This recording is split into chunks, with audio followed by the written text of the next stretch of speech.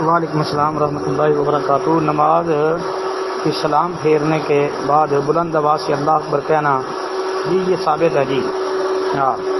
صحیح بخاری کے اندر باب ذکر بعد الصلاۃ، اس باب کے تحت امام بخاری رحمۃ اللہ علیہ لے کے آئے ہیں کہ نماز کے بعد ذکر کا بیان۔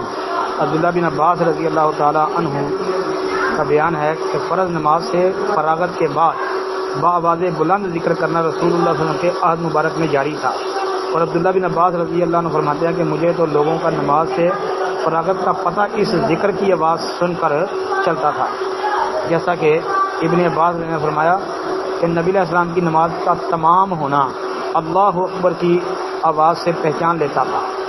یہ صحیح بخاری کے اندر اس باب کے بعد 841 نمبر 842 نمبر دیکھ لیں۔ پھر ساتھ لکھا ہے کہ امام علی بن مدینی رحمۃ اللہ نے کہا کہ ہم سے سفیان نے بیان کیا، وہ عمر سے بیان کرتے ہیں، انہوں نے کہا کہ ابن عباس کے غلاموں میں سے سب سے سچا ابو معبد تھا، جس نے اس حدیث کو عبداللہ بن عباس سے بیان کیا ہے۔ علی بن مدینی رحمۃ اللہ نے کہا کہ اس کا نام نافذ تھا۔ تو پتہ چلا کہ بھائی نماز سے فارغ ہو کے سلام پھیر کے تو بلند آواز سے اللہ اکبر یہ کہنا یہ ثابت ہے۔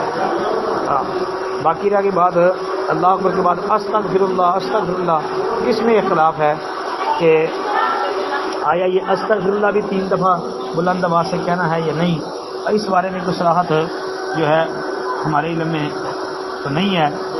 باقی جو ہے اس کے بعد اللہم انت السلام و منک السلام تبارک یا ذا الجلال والاکرام، یہ بھی اونچی کہا جا سکتا ہے، جس طرح کہ صحیح مسلم میں ثوبان رضی اللہ تعالی عنہ سے مروی حدیث ہے۔ ثوبان رضی اللہ عنہ جو ہے انہوں نے نبی علیہ السلام کی یہ سنی تھی کہ آپ نے یہ دعا اللہم انت السلام و منک السلام تبارک یا ذا الجلال والاکرام نماز کے بعد یہ پڑھا تو انہوں نے سنا۔